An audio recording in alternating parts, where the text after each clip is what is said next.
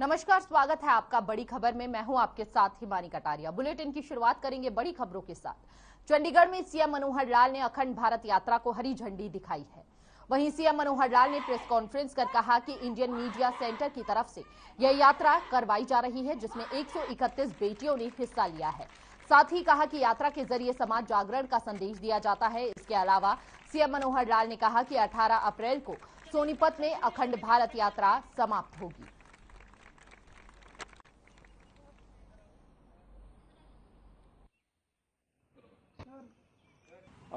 बहुत ही प्रसन्नता का ये विषय है कि इंडियन मीडिया सेंटर की ओर से और ये यात्रा इस बार ही नहीं तो बल्कि लगातार 2013 से ये यात्रा चल रही है। अगर इस हिसाब से देखा जाए तो ये 10वां एक प्रकार का यात्रा का ये दल है जो सारे देश भर में यात्रा करने वाला है।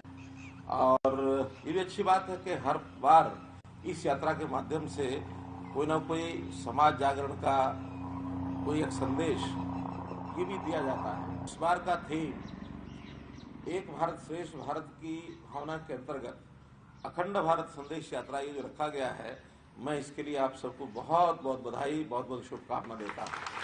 इवेंट्स बहुत प्रकार के होते हैं, चाहे छोटा इवेंट हो चाहे बड़ा हो, लेकिन उसका उद्देश्य क्या है, उस उद्देश्य को देख करके ही उस इवेंट का महत्व ये बनता है। आखिर ये उद्देश्य एक बहुत अच्छा बड़ा उद्देश्य है।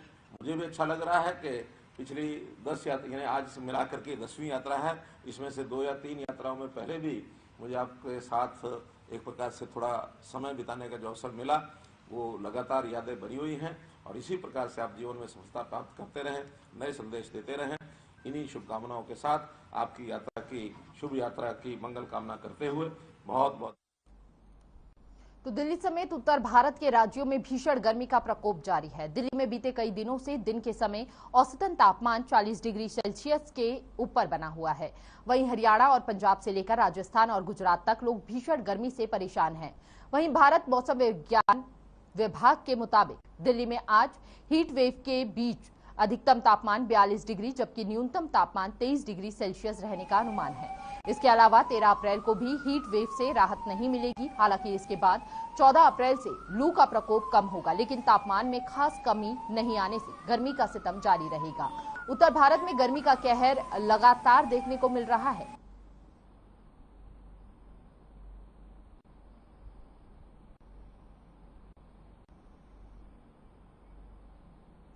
तो गर्मी ने लोगों का हाल बेहाल किया हुआ है। ऐसे में सूरज के तेवर लगातार तल्ख नजर आ रहे हैं। तापमान में लगातार बढ़ोतरी देखी जा रही है। 40 डिग्री सेल्सियस तापमान रहा है। और ऐसे में आपको बता दें, तस्वीरों में आप देख सकते हैं हर व्यक्ति बेहाल नजर आ रहा है। और साथ ही साथ अगर समस्या जाम की पड़ जाए और उस बीच ये भीषण गर्मी, तो हालत लोगों की बेहद ही बहाल होती जा रही है। तो तस्वीरों में आप देख सकते हैं गर्मी से परेशान लोग और साथ ही साथ ये भीषण गर्मी से लोग लगातार परेशान हो रहे हैं। जींद में गर्मी की मार जारी है, जिससे किसानों को भारी नुकसान झेलना पड़ रहा है। बता दें कि इस साल जहां सरसों किसानों को एमएसपी से ज्यादा दाम मिलने से कमाई बढ़ी है, तो वहीं गर्मी के चलते गेहूं के उत्पादन कम होने पर किसान निराश है। सरसों से प्रति एकड़ 70,000 तक कमाई हो रही है, जबकि गेहूं से 35 से 40,000 प्रति एकड़ भी मुश्किल है, जो पिछले साल कम है। बता दें कि 20-50 रुपए तक अधिक दाम दे रहे प्राइवेट प्रोसेसर जिला की मंडियों में अब गेहूं की आवक जोरों पर है। 10 अप्रैल तक मंडियों में 13,16,573 क्विंटल की आवक हुई, जिसमें से एजेंसियों की ओर से 6,69,084 क्विंटल की सरकारी खरीद की है। तो किसानों को भारी नुकसान। जींद में गर्मी जो है वह लगातार जारी है और ऐसे में किसानों को इस नुकसान की मार झेलनी पड़ रही है।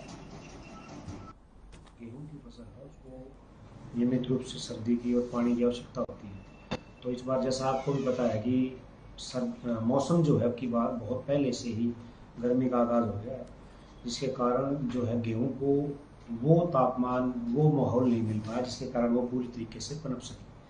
इसके कारण से हमारा भी अनुमान यही है कि अब की बार गेहूं की जो फसल है वो 10 से 15% तक घटी है, थोड़ी ज़्यादा भी हो सकती है। और सरसों की अराइवल जो उसके माकूल मौसम रहा है। देखिए, गेहूं की जो सरकारी खरीद है वो लगभग अभी जो मैं अगर बात करूं तो 6,70,000 क्विंटल के आसपास की जो सरकारी खरीद सरकारी एजेंसियों द्वारा पूरे जींद जिले की मंडियों में की गई है। तो तोशाम में मार्च के अंतिम सप्ताह में अचानक गर्मी में हुई वृद्धि से रबी के मौसम की फसल गेहूं पर बुरा प्रभाव पड़ा है। अचानक तापमान में हुई वृद्धि से गेहूं का उत्पादन प्रति एकड़ 3 से 4 क्विंटल कम हो रहा है। उल्लेखनीय है कि मार्च के अंतिम सप्ताह में ही तापमान करीब 38 डिग्री सेल्सियस के आसपास पहुंच गया था, जिससे क्षेत्र में बोई गई गेहूं की फसल अचानक ही पकने लगी। इस वजह से गेहूं का दाना पूरी तरह नहीं बन पाया और उसका आकार छोटा रह गया। आमतौर पर गेहूं की कटाई 15 अप्रैल के आसपास की जाती है। वहीं किसानों का कहना है कि तापमान में हुई वृद्धि के कारण गेहूं के उत्पादन पर बुरा असर पड़ रहा है। प्रति एकड़ के हिसाब से 3 से 4 क्विंटल गेहूं कम हो रहा है। किसानों ने सरकार से अपील की है कि उन्हें गेहूं का और अधिक दाम दिया जाए ताकि उनके नुकसान की भरपाई हो सके। नुकसान हो गया, पूरी पक का पूरा मोटा दाना हो जो फसल टेम पर आओ तो ये जो पहले आ गई ना दाना रह गया भाई, उससे नुकसान होया है, फायदा नहीं होया हमारा। 15 दिन पहले कणक आ गया है, नुकसान है, सरकार भाग दे रही, फसल में दाना को ढंग से होया पका सही है, तो सरकार को सही भाग दे तो कोई जमींदार मारे जा, नहीं तो मिलेगा तो भाग। पैदावार कम होने के कारण जो मेन है टेम्परेचर का, क्योंकि मार्च के महीने में जो टेम्परेचर है ना गेहूं के लिए 20 से 25 सेंटीग्रेड रहता है, जो अब की बार स्टार्टिंग से जो टेम्परेचर है वो 30 से पार है, जिसमें गेहूं की पैदावार जैसे दूध या दाना बढ़ता है उसमें से दाना का साइज बढ़ना होता है इसमें मार्च के महीने में, वो साइज पैदावार नहीं हुई इसकी, क्योंकि टेम्परेचर ज़्यादा होने के लिए साइज है वो सिकुड़ गया। उसके कारण जैसे नॉर्मल जैसे पैदावार अपनी जैसे 40-45 के आसपास होने की संभावना थी, वो ऑटोमेटिकली 5 से 8 मन पैदावार प्रति एकड़ की कम। तो तोशाम के गांव बीरन की ग्राम पंचायत ने गांव की ग्राम सभा आयोजित की। इस दौरान क्षेत्र के सांसद, कृषि मंत्री, पूर्व विधायक और जिला उपायुक्त से ग्रामीणों को खरीफ फसलों में हुए नुकसान का मुआवजा दिलवाने की मांग की है। इस संबंध में गांव के सरपंच ताराचंद यादव ने अपने निवास पर लोगों की बैठक आयोजित कर समस्या का समाधान करवाने की मांग की है।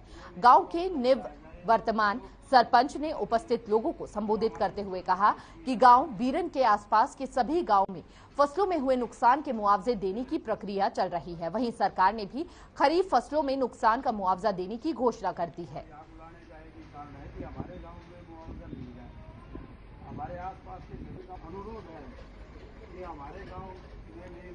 हमें बैठक इसलिए की है, वही हमारे गांव को मुआवजा नहीं मिला। हमारे आसपास के सभी गांव में मुआवजा मिल चुका है, जैसे बापुड़ा है, दिनोद है, दानकला है, लेकिन हमारा गांव कृषि पर आधारित है। फिर भी खरीफ फसल का जो नुकसान हुआ है उसका मुआवजा हमें नहीं मिला। कपास है, जैसे बाजरा है और ये मूंग है, इसमें हमें किसी प्रकार की कोई सुविधा नहीं मिलेगी। तो गुरुग्राम में हरियाणवी कलाकार सपना चौधरी ने कृष्णा फर्नीचर के दूसरे शोरूम का उद्घाटन किया। इस दौरान सपना चौधरी ने कहा कि कृष्णा फर्नीचर गुरुग्राम में एक सबसे मजबूत और भरोसेमंद फर्नीचर शोरूम है, जो हर ग्राहक की पहली पसंद बन रहा है। यहाँ काफी संख्या में लोग पहुंचते हैं क्योंकि कृष्णा फर्नीचर शॉप भरोसे का प्रतीक है। वहीं कृष्णा फर्नीचर के ओनर महेश गोयल और डायरेक्टर अनिल गोयल ने बताया कि एक 10-10 की फर्नीचर दुकान से इन्होंने अपना बिजनेस शुरू किया था और इतने सालों के अपने बिजनेस करियर में अपने किसी भी ग्राहक को आज तक नाराज नहीं किया। हमने हमेशा अपने ग्राहक को भगवान माना। वहीं महेश गोयल ने दिल्ली NCR का लार्जेस्ट फर्नीचर चेन का दूसरा शोरूम गुरुग्राम में खोला है।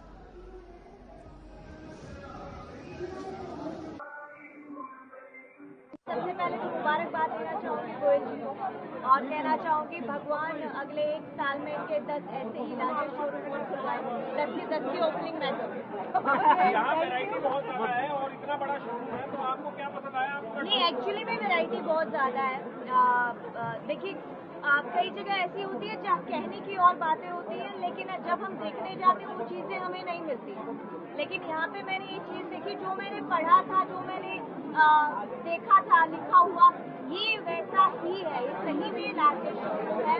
यहाँ अगर एक बार कोई भी कस्टमर आएगा तो मुझे नहीं लगता उसको ऐसा लगेगा कि भाई मेरी पसंद की चीज नहीं है, या मुझे सर्विस अच्छी नहीं मिल रही, या मुझे ये चाहिए था मुझे ये नहीं मिल रहा। तो ऐसा कुछ नहीं, यहाँ पे वैरायटीज इतनी है, आप एक बार अंदर आए तो कुछ ना कुछ लेके जरूर जाओ। मैं महेश चंद गोयल, हरे कृष्णा फर्निशिंग प्राइवेट लिमिटेड का डायरेक्टर हूँ। मैं गांव से 10 बाई 10 के दुकान से शोरूम काम किया था, 10 बाई 10 की दुकान से। लेकिन मेहनत और लगन ईमानदारी का ये रिजल्ट है, और सारे क्लाइंटों का साथ है, इस वजह से हम यहाँ तक पहुँच पाए। हमने अभी स्पेशल डिस्काउंट दिया हुआ है, जिससे कस्टमर को अच्छा फ़ायदा होगा, और इस चांस का फ़ायदा उठाना चाहिए। तो शोरूम ओपनिंग कर रहे हैं तो इसके लिए हमने स्पेशल छूट दी है। मेरा नाम अनिल गोयल है, कृष्णा फर्नीचर का डायरेक्टर। क्या कहना चाहेंगे आज नए शोरूम की एक और ओपनिंग आप लोगों की? ये हमने जो शोरूम है, ये हमारा शोरूम नॉर्थ इंडिया का सेकंड लार्जेस्ट शोरूम है, और इसमें फर्नीचर की हमने पूरी रेंज कवर की है, और बहुत ही कम्पिटिटिव रेट पे हम चीज़ें दे रहे हैं। और अभी हम ये ओपनिंग के उपलक्ष्य में कस्टमर्स को 50% डिस्काउंट दे रहे हैं, और महंगा फर्नीचर भी नहीं है। अगर हम मार्जिन लिमिटेड रखते हैं तो आपको रीजनेबल रेट में बहुत बढ़िया फर्नीचर मिल सकता है। तो महम में राज्यसभा सांसद रामचंद्र जांगड़ा ने गाड़िया लोहार समुदाय के लोगों से मुलाकात की और उनकी समस्याओं को जाना। इस दौरान रामचंद्र जांगड़ा ने कहा कि प्रधानमंत्री नरेंद्र मोदी का सपना है कि 2022 तक हर सिर पर पक्की छत हो, इसलिए जल्द ही सभी को पक्की छत मुहैया करवाई जाएगी। वहीं जांगड़ा ने बताया कि 3 राज्यों के सांसद प्रधानमंत्री से मिले थे और महम के गाड़िया लोहारों को जल्द ही हर सिर पर पक्की छत के तहत पक्के मकान दिए जाएंगे। देखिए, पिछले दिनों प्रधानमंत्री जी ने 3 स्टेटों के सांसदों को हमें बुलवाया था, जिसमें हरियाणा के भी हम सभी सांसद थे। और प्रधानमंत्री नरेंद्र मोदी जी का ये निर्देश था सभी को कि हम 8 तारीख से लेके और 23 तारीख तक 15 दिन एक सामाजिक न्याय पखवाड़ा बनाएं, और इसके लिए गरीब आदमियों के बीच में जाएं, और बीच में जाके बैठ के उनके पास जाके उनकी एक एक समस्या के बारे में सुन के नोट करके उनके समाधान के लिए उसके लिए कार्रवाई करें। भिवानी नगर परिषद में हुए घोटाले के दोषियों को सजा दिलवाने और भ्रष्टाचार से लूट हुए पैसे की रिकवरी के लिए भिवानी संघर्ष समिति ने परिषद कार्यालय के बाहर प्रदर्शन किया। इस दौरान उन्होंने कहा कि जल्द से जल्द आरोपियों को पुलिस पकड़े और लूटे गए पैसे की रिकवरी करवाए। साथ ही उन्होंने कहा कि जब तक बाकी आरोपी नहीं पकड़े जाते और रिकवरी नहीं की जाती तब तक वो धरना देंगे।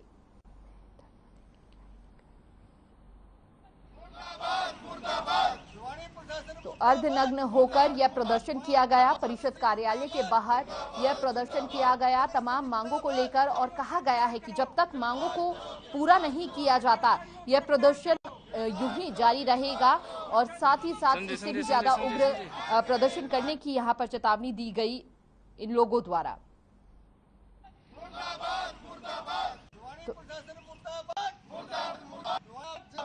आज नगर परिषद संघर्ष समिति के बैनर के तले शहर के सभी संगठनों के और सभी पार्टियों के प्रबुद्धजन इस शहर में जो भ्रष्टाचार हुआ है उसके खिलाफ नामबंद हुए हैं, और जब तक इनकी रिकवरी नहीं होती, जब तक बचे हुए को दोषियों को गिरफ्तार नहीं किया जाता, जब तक ये सारी शहर की संघर्ष समिति है जोरदार तरीके से यहाँ पर धरना प्रदर्शन पर रहेगी, चाहे कुछ भी हो जाओ।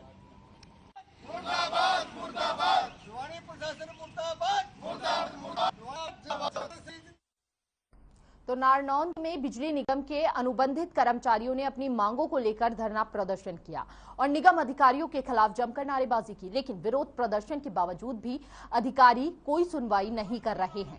वहीं जिला प्रधान विकास बेनीवाल ने कहा कि उपमंडल अधिकारी की ओर से अनुबंधित कर्मचारियों को जानबूझकर गलत तरीके से तबादले कर बार बार परेशान किया जा रहा है, जिसे अनुबंधित कर्मचारियों में भारी रोष है। और ऐसे में उनका कहना है कि जल्द से जल्द अधिकारियों के इस फैसले पर संज्ञान लिया जाए, जहां पर अनुबंधित कर्मचारियों ने यह धरना दिया। अपनी मांगों को लेकर प्रदर्शन किया गया। हालांकि उनका यह भी कहना था कि प्रदर्शन के बावजूद भी अब तक अधिकारियों द्वारा इस पूरे मामले पर कोई भी कार्रवाई नहीं हुई है, न ही इस मामले पर संज्ञान लिया गया है। बार बार हो रहे तबादले से परेशान होकर यह प्रदर्शन किया गया अनुबंधित कर्मचारियों द्वारा। आपको बता दें कि एक तो जो गलत तबादला हमारे कर्मचारी का किया है वो कैंसिल किया जाए, उसके साथ आगे से भी भविष्य में किसी अनुबंधित कर्मचारी का तबादला किसी गलत मंशा से, द्वेष भावना से या प्रताड़ित करने की भावना से अधिकारी द्वारा ना किया जाए। आगे क्या रहेगा? हाँ, बोलो जी। 2 दिन हमने गेट मीटिंग के माध्यम से विरोध प्रदर्शन किया है, उसके बाद आज धरने में ये प्रदर्शन तब्दील किया है और आगे भी आंदोलन तेज होगा जब तक उपमंडल अधिकारी हमारी। तो पेट्रोल डीजल के लगातार रेट बढ़ने से आम जनों के जनजीवन पर भी इसका असर देखने को मिल रहा है। सिरसा में आज के दिन पेट्रोल का भाव 107 रुपए 65 पैसे प्रति लीटर हो गया है, जबकि डीजल का भाव 98 रुपए 90 पैसे प्रति लीटर हो गया है। और ऐसे में लगातार पेट्रोल डीजल के दामों में सिर्फ एक बार ही इजाफा हुआ है, बढ़ता जा रहा है। 6 अप्रैल को ही 86 पैसे पेट्रोल डीजल के दाम बढ़े थे। उसके बाद से अभी तक पेट्रोल डीजल के दाम नहीं बढ़े हैं, जिससे आम जनों को थोड़ी बहुत राहत महसूस हो रही है, लेकिन इसका असर सब्जियों पर सीधा पड़ रहा है। तो सब्जियों पर लगातार महंगाई की मार देखी जा 30 पैसे कम रह गया। महंगा सामान है, ग्राहक नींबू मांगता है, नींबू दे नहीं पाते, क्या करें? महंगाई के कारण अगले वो कहते हैं कि नहीं यार नींबू नहीं दोगे तो हम नहीं खाएंगे। अगले इस चीज़ को धोप दे के खड़ा होकर चला जाता है तो भैया क्या करें? किराया महंगा है, बिजली महंगी, सब कुछ महंगा हो गया, क्या करें? महंगाई की मार, मुलाजिमों की तनख्वाहों की मार, सारा बीच में चलता है। पेट्रोल का तो ये है, पेट्रोल वाले को, हमारी सब्जी का तो एक ही भाव होता है कि ज़्यादा सब्जी आ गई तो भाव कम हो गए और कम आ गई तो तेज हो गए। और इस प्रकार से सब्जी गर्मियों में कम हो ही जाती है, इसलिए भाव बढ़े हुए हैं। और जब गाड़ियों में पेट्रोल बढ़ गया तो किराया भी बढ़ गया, इसलिए महंगाई ज़्यादा उछल रही है। तो देश में कोरोना के लगातार बढ़ते मामलों को देखते हुए सरकार ने अब बूस्टर डोज लगाने के लिए आदेश जारी किए हैं। सरकार के आदेशों के बाद अब गुरुग्राम में निजी अस्पतालों में 18 से 59 साल तक के लोगों को बूस्टर डोज लगनी शुरू कर दी गई है। हालांकि इसके लिए स्वास्थ्य विभाग के निर्देशों के अनुसार निजी अस्पताल में इस बूस्टर डोज के लिए लोगों को 386 रुपए देने होंगे। हालांकि 60 साल या इससे ऊपर के लोग किसी सरकारी केंद्र पर जाकर भी बूस्टर डोज निःशुल्क लगवा सकते हैं। तो बूस्टर डोज की शुरुआत हो चुकी है।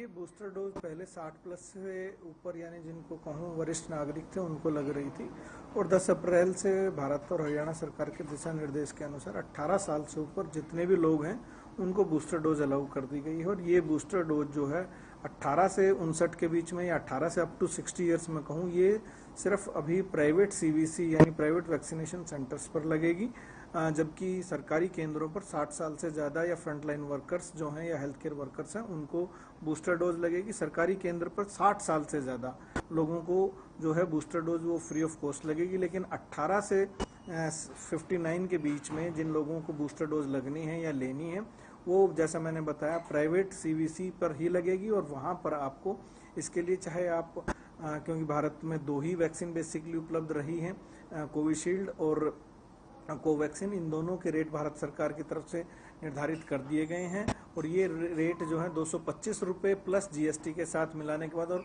150 जो है रजिस्ट्रेशन चार्जेस मिलाने के बाद 386 रुपये से जो मैक्सिमम लिमिट जो है वो तय करी गई है। इससे अधिक प्राइवेट CVC चार्ज नहीं कर सकते।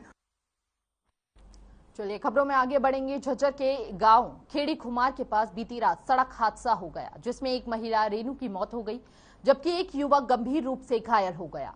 घायल को रोहतक पीजीआई में रेफर किया गया है। मिली जानकारी के अनुसार रेनू एक अन्य परिवार के सदस्य के साथ कार में सवार होकर आ रही थी। तभी कार के सामने एक ट्रक काफी तेज गति से चल रहा था, लेकिन ट्रक चालक ने अचानक ब्रेक लगा दी, जिस कारण कार ट्रक से सीधे टकरा गई। वहीं पुलिस ने अज्ञात ट्रक चालक के खिलाफ मामला दर्ज कर कार्रवाई शुरू कर दी है। मामला रात को करीब 12:30 बजे के आसपास हमारे को सूचना मिली थी कि गांव खेड़ी खुमार एक्सीडेंट हुआ है कार का। तो मौके पे पहुंचे, मौके पर इंजर्ड तो हॉस्पिटल जा चुके थे। उसके बाद झज्जर हॉस्पिटल आए, जहाँ से इसका रेनू वाइफ और विजेंद्र छगवास की रहने वाली है, ये बरो डेड हो गई थी। और इसके साथ एक और लड़का था, वो रेफर पीजीआई रोहतक कर दिया था।